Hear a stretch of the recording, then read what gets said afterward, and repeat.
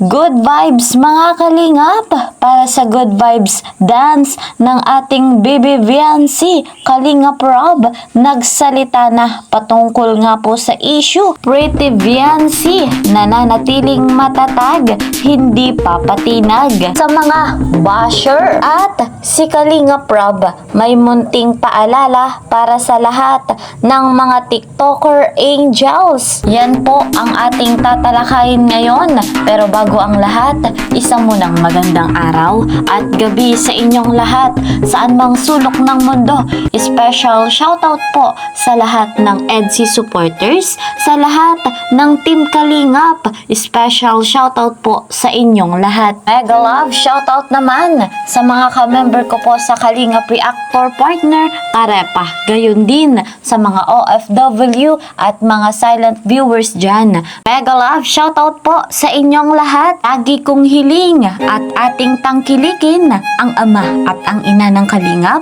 Kuya Val Santos Matubang, at ang ina ng Kalingap, Ate Edna Vlogs. Siyempre, huwag po nating kakalimutan si Kalingap Rob kasama ng kanyang may bahay, Madam Jackie Tapia. Batid nga po natin kung gaano kabuti ang kanilang puso dito sa mundong ginagalawan natin. Alam natin na napakarami na ng kanilang natulungan na bigyan ng pabahay, scholarship at financial assistance. At para mas marami pang malingap, tuloy-tuloy lamang po ang ating panonood sa kanilang vlogs. At huwag po nating i-skip yung ads sapagkat napakalaking tulong nga po iyon para sa mga beneficiary. Ako naman po na inyong lingkod, Kalingap Kel, sa inyong lahat ay naglalambing. Sa bago pa sa aking munting channel, please po subscribe, like and share my videos. And don't forget, click the notification bell. So guys, dito na tayo sa ating topic sapagkat nagsalita na nga po ang ating Kalingap Rob patungkol sa issue sa TikTok ng ating Baby Viancy. Narito po ang kanyang munting paalala para po sa lahat ng mga TikToker na Kalingap Angels. So, yun nga, ang pakiusap ko lang naman sa mga angels natin, hindi ko naman pinagbawalan mag-TikTok. Ang sabi ko lang, bawas-bawasan yung pagti-TikTok. Okay lang sa isang linggo, makadalawa. Hindi yung araw-araw may upload sa TikTok. Kasi, inaano natin sila kumbaga iniingatan din. Kasi ang nangyayari, pag nag-TikTok sila ng something na hindi nagustuhan ng mga viewers, ang bashers nakaabang lang. Yung iba, may mga sinishare, mga fake page, sinishare yung TikTok na di na natin hawak. Yun ang ngayon. Okay lang sana kung walang mga fake page na nag-share Okay lang sana. Kaso madaming fake page na nag-share, then ang ginagawa nung talaga naghahanap lang sila ng butas. Naghahanap lang sila ng butas. So, kaya pinagbabawalan sila magpara TikTok. Kasi pag sinare yan ng bashers, ng page ng mga basher, wala tayong magagawa dyan. No? O kaya mga fake page, kakalat hanggang sa dami na pinagpipiestahan na yung TikTok ng ating beneficiary. Wala tayo, di natin control yun. Kaya sinasabihan ko sila na bawasan yung pag-TikTok. Yun lang naman. Hindi ko naman. So yun no, Ayan mga Kalingap, napakalinaw po ng paalala ng ating Kalingap Rob. Hindi lamang po ito para kay Viancy, kundi para po sa lahat ng Kalingap Angels. Ayan guys mga Kalingap, limitado nga po ang pagtitiktok ng ating mga Kalingap Angels. At kung maaari sa loob ng isang linggo, 2 beses.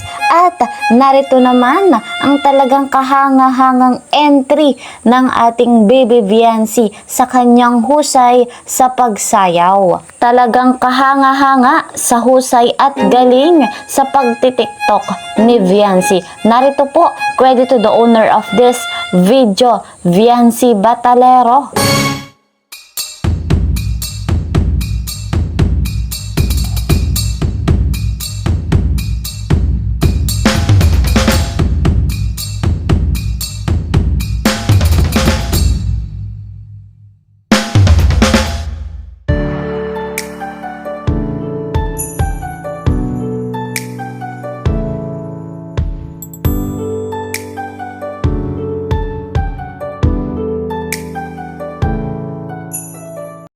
Napakahusay ni Viancy, tunay namang hindi po nakakasawang panoorin. At dahil po dyan guys mga kalingap, ang ating Pretty Viancy, makikitaan natin ng pagiging matatag at hindi papatinag sa kung ano man po ang sabihin ng mga basher.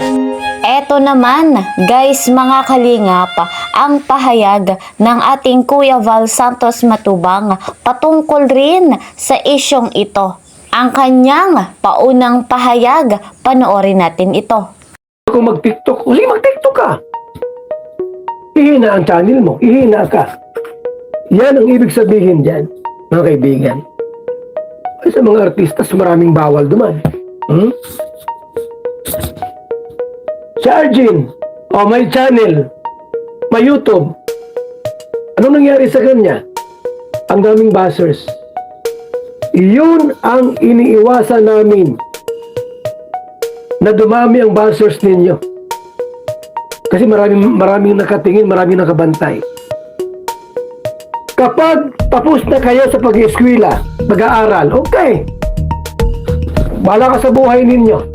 Ang mahalaga, natapos mo ang pag-aaral mo. Kasi ang TikTok po, ang Reels, o naman, wala mang kita yan. Magpa-vlog ka na lang kay Kalinga Prab. May kontrata ka eh. Mag-i-eskwela ka. May allowance ka na binibigay.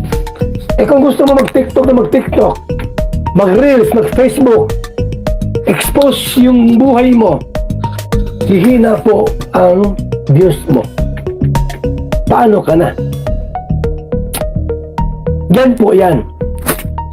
Ayaw mo ng ganito, gusto mo ay gawin ang gusto mo, di umalis ka sa Kalinga.